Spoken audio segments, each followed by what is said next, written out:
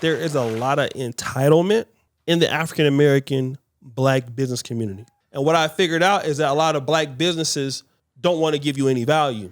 So then the customer base says, we don't want to support you. And then the businesses, instead of taking accountability, they will say, well, you guys don't support. But they don't offer enough value to the consumers. And so we blame Blacks for that. Now, we do have people out there that just ain't going to support you because they don't like you because you're Black also. That pocket is there. But what I have found is that Black people, if you have value for them, they would appreciate it.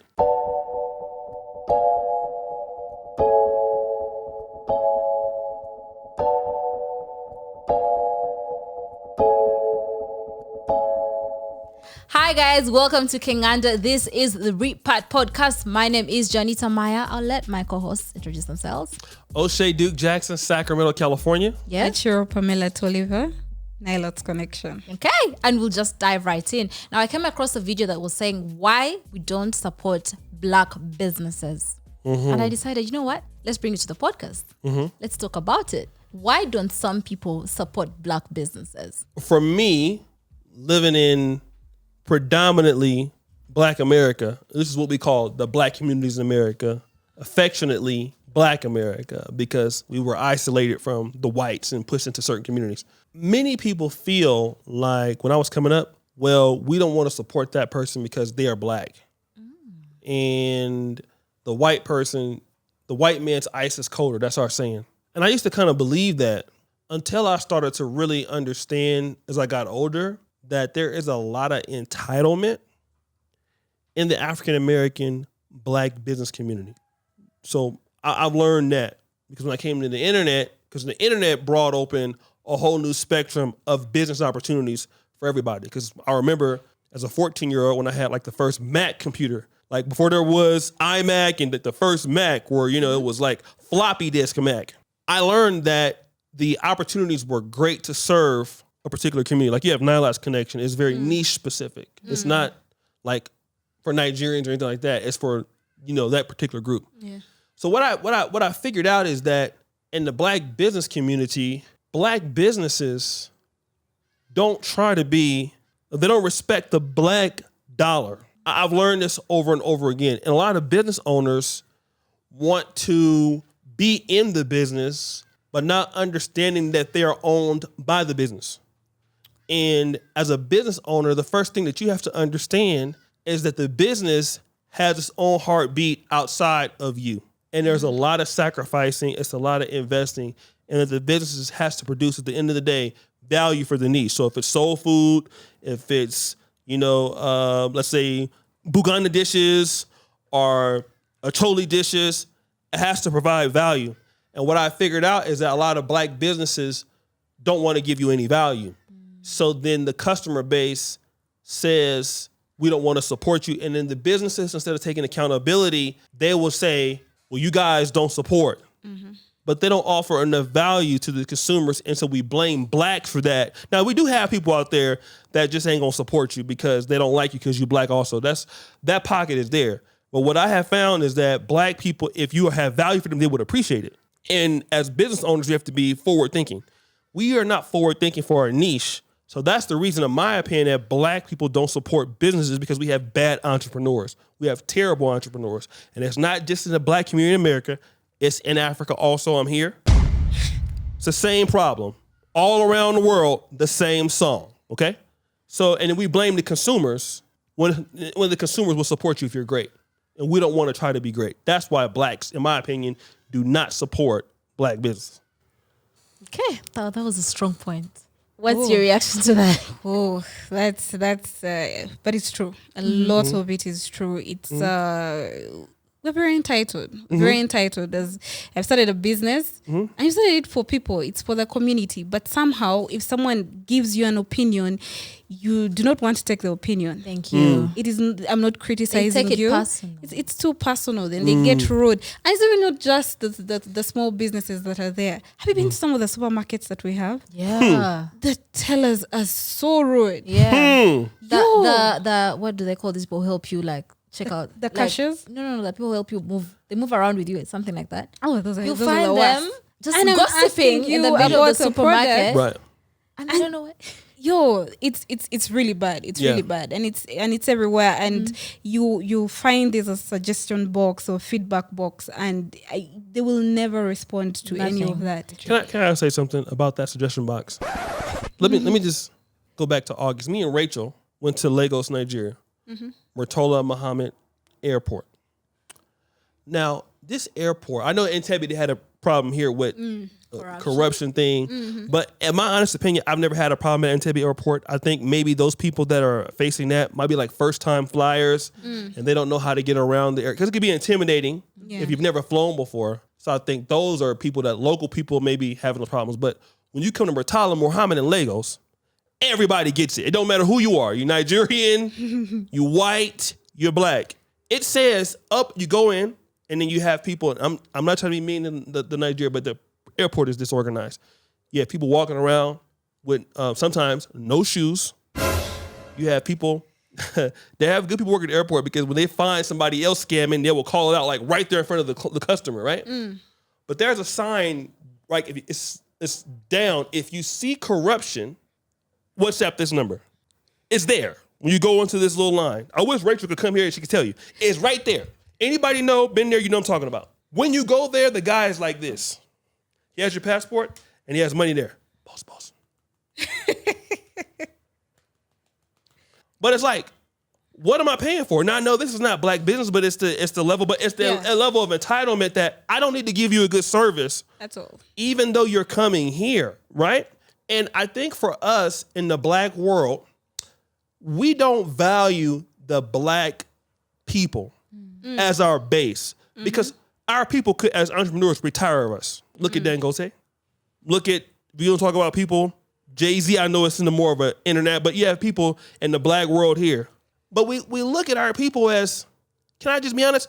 F them. F their money. They're there to serve us. We don't need to do for Africa or for Black America or for the Caribbean. If they don't like it, f them. And this is one of the reasons why people are hostile.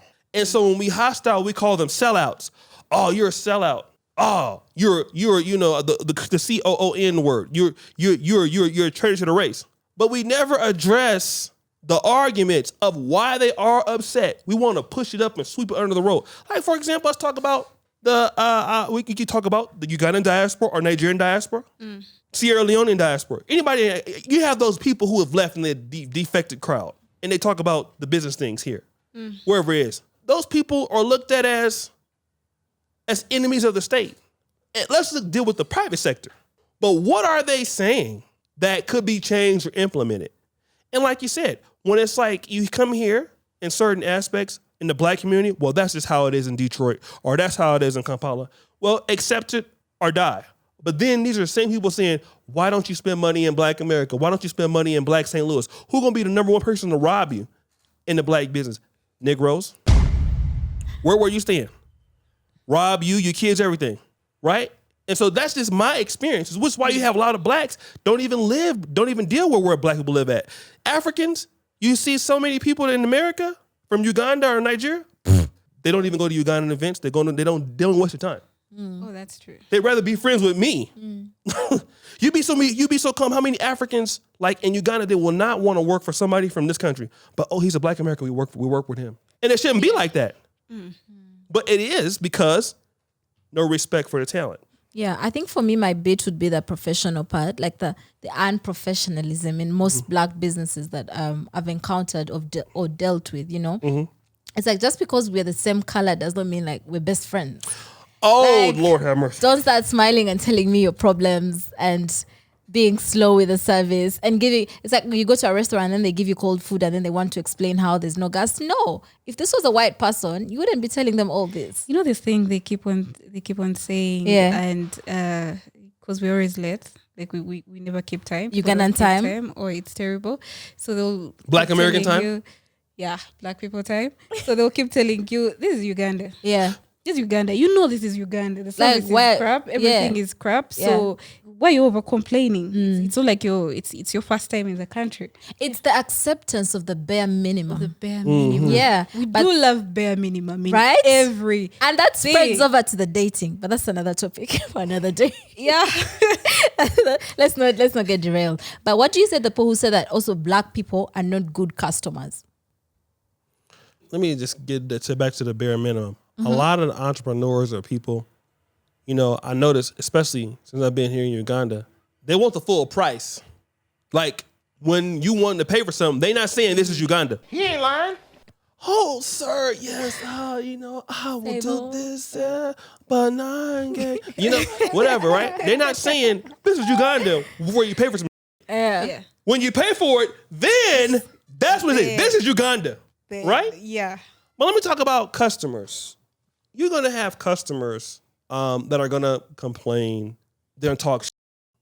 That's the customer base anywhere in the world. I think we want to be able to ostracize blacks or Africans as if they are different. There was a study that showed that if the customer base is so bad, for example, do Africans like cheap things? And what we found out was, despite Africans having a lower purchasing power, they appreciate quality. Yeah. So if there was no money here, we wouldn't be talking about Africa Free Trade Agreement. We wouldn't have all of these international brands. Like, for example, when I lived in Europe and Poland, Carrefour is huge. You can find one on every block. Why is it here in Uganda if customers are complaining?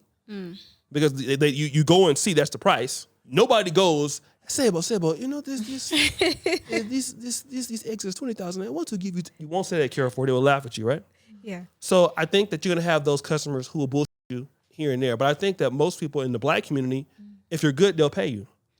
If you're valuable, they'll pay you. It's your job as an entrepreneur to get the demand up. But for our people, we look at like we want to charge you the least bit of money and get the most profits without any value or any service. And what I noticed in black businesses in America and in Africa, there is no reinvestment into what? The business. To the business. It's not there. It's not there. It's not there. So when you look at employees, and I noticed that some of our brothers from the diaspora, I would include black Americans in that, and I would include the talented blacks who have came from the London, the UK, USA, and now you're back here in Africa. I believe that what we see is a godlike personality for some of these people. And they feel like the people that are here working for them are beneath them. And instead of working and developing, this is not everybody, but I've seen this. Yeah.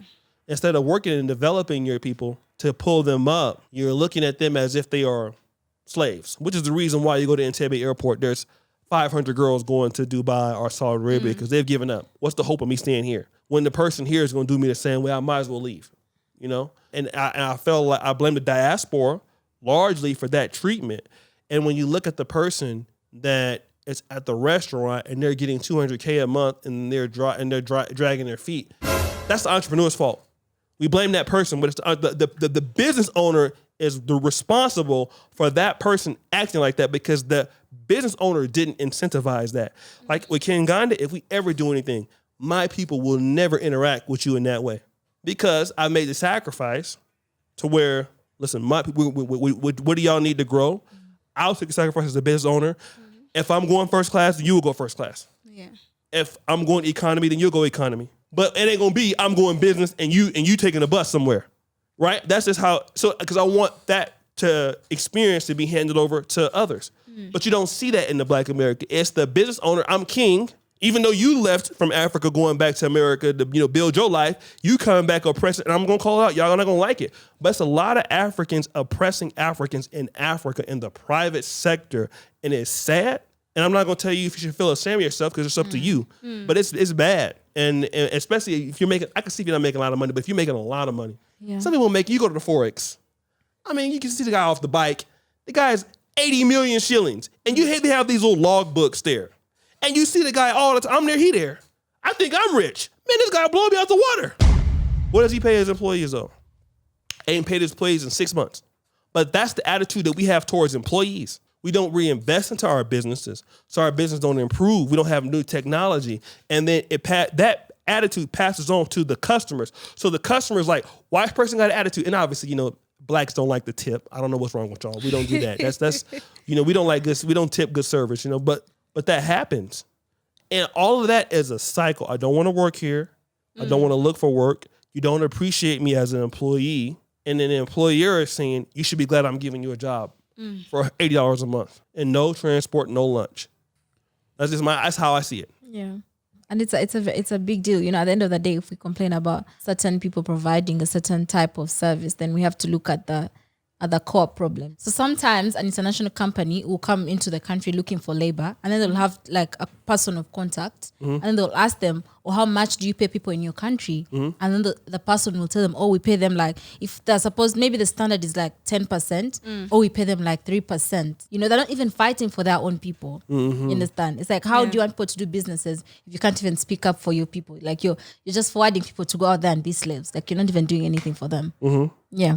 That's also a part of black businesses. For me, it's communication and communication on all fronts, or your boss communicating to you about maybe the changes that are there, or communicating to customers about the changes that they've made. So you don't communicate on any sort of platform, but then you expect me to automatically know I'm a returning customer for you. So the least that you can do is make sure that you communicate to me the right changes that are happening and stuff like that. And so one of the businesses that I would like to really shout out to is Cafe Javas. Yeah. You'll be at Cafe Javas at any of the branches, and the service is always good. I don't know how they pay those guys, but the waiters and waitresses are so good. You go with a kid and they're very accommodating to those guys. So maybe they need to learn. Maybe they need to get those people to, get to the guy of Cafe Javas and probably ask him to educate you about if you want to run a business. Study a business before getting into it. A lot of people just, you just... It's a passion. Yeah, now it's a business. Just land on some money and you're like, I feel like I want to do that. Yeah. And then you get into doing that. You find guys copying other people's businesses just because someone else has done it. So, and it's a friend of yours. Where else are you going to get from the support that you need? So I'm going to bring makeup products, and then you're going to copy me, and then you're going to want to get probably from the same customer person that I was getting from and charge a different price. And for me, the most annoying thing are these online shops that sell products more expensive than people who are actually having shops. You're not paying rent. You're not paying rent, right? Yeah. I have to pay for the delivery and everything. So the least it can be is let it be less than the guys draw who are having at the charges. shop. No one wants to get a merchant code. This is for all you Ghanaian businesses. If you have a Ghanaian business and you do Seriously? not have a merchant code, shame upon you. Shame upon you, a whole Shame. entrepreneur. Shame.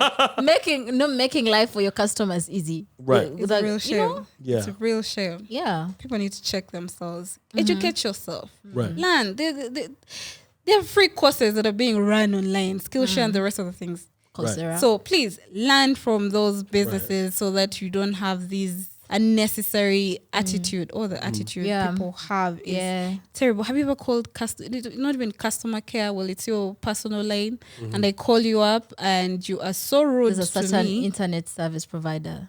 Yeah. The customer care is horrible. It's like someone put the wife to receive the calls or the side chick. It's like, what is this? Is this a business or is this your bedroom? Terrible.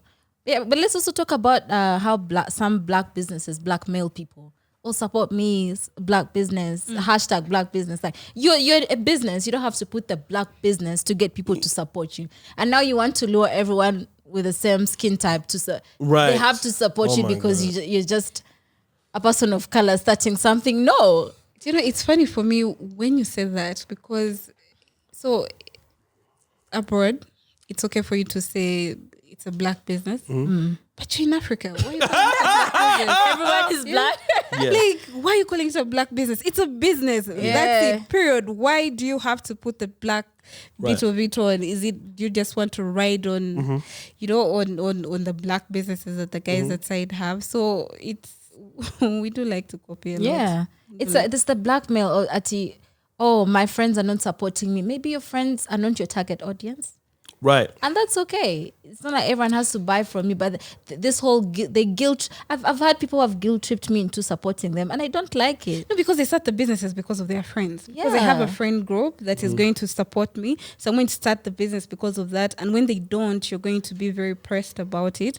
So you have an attitude. And yet, most of the times, I think your family and friends are the last people to support you. They support you when you made it real big. Oh, yeah. But when you're starting, they never come through for you. And they'll come and buy from you once and never come back again. So that's very true. You know, let me just say this one. Like I saw this from someplace else about business owners in Africa. Most people start business out of survival. And Uganda. the survival business owners are always terrible. They're never going to be good because they're hustlers. Yeah. And hustlers can never develop systems to do business. I dislike hustlers. As far as, I do business with hustlers to get what I need from them as a means to an end, and then you just dump them because they're just a way to some place you're trying to go. And all they care about is the quick money anyway. But then you have those opportunistic businesses, and they're there to see the opportunity to develop value for something that's not necessarily there in the market. And these are the businesses I feel like, in the continent that we need. For example, like, let's just take the Repat podcast. We don't know how long it will take for us to be a great podcast. There's no number on it, but we knew that this content, it was niche, it was needed. So we're trying to take the opportunity to maximize the potential and add value. Then there's our Pan-African dating show, for example. You see there's apps like Tubayo, which is like, and in the Niladic connection. Yeah. These are businesses based on opportunity, and they have room to grow because they're specialized. That's something that gives a customer a very unique experience, just the kind of unique experience you have with the iPhone. On the iPhone, you can get Samsung or Android, and it's LG, and it's the same experience. Huawei, or what's the other cheap one they have here? Techno. But you cannot get that same experience with the iPhone because it's very unique and it has a hardware, software. But let me also build up on customers. We do have black people who are customer base that's entitled. I don't have a problem with somebody that says your product is trash. But now, if you're asking me for my product and you want a discount, I just have to tell you to go f*** yourself. I'm sorry. I just have to tell you that. I know it's blunt, but so many times I have people, and I'm going to get on African middlemen also. People who come to you and really want what you want to do, and they want it for free. No, but you came to me, and you obviously you see the value because you're here. Yeah. But you don't want to pay. But when you go to the white person, you will pay. That's the problem that I have. Even back in. Yeah, if I'm actually doing a good job, like, people will see what we do. And I'm going to get on the middlemen because they're the worst people on the continent. African middlemen, and, they're the worst, like, most of them. Because even if you look at middleman, Amazon is a middleman. Think about it. You go to Amazon to buy a product, and then but there's transparency with Amazon or eBay or B&H Photo. Those are great middlemen. Middlemen I've found here, they know what you're doing is nice or it's great, but then they want to steal your concept or steal the Nilot connection, or they know what you're doing is good, but they want to cheat you out of what you're already doing, even though they won't do it. Yeah. And you people are the worst on the continent. Every middleman, I hate to say it, I don't care. You're worse. You're terrible. I've seen so many people ruin people, scam people out of big money, scam people from the diaspora. It's terrible. It needs to stop. It needs to stop now, because you don't want to pay. If you really care about somebody, if you have a deal, which you don't, and they always lie and say they have a deal. Oh, I can get you $10 million, but you living in you living in your car. How do you you don't even have $10.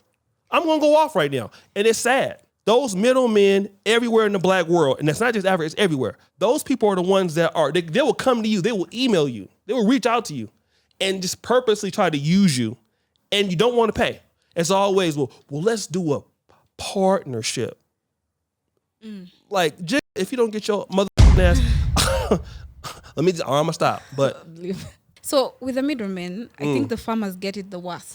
Oh my The God. farmers get it the worst, and it's really terrible because it ends up hitting us, the consumers, with the price. And you see, so a farmer is they'll tell you there's transportation, I have to find the market and everything. They have the market, they already know where they're going to sell it, but then you will get the bare minimum. So you'll find that a lot of the farmers that are doing their stuff are actually making very little money, but they have to keep going because that's the only thing that they have going for them. So and that's that really cuts them off because they cannot grow from that point. Because for them, they're doing it out of passion.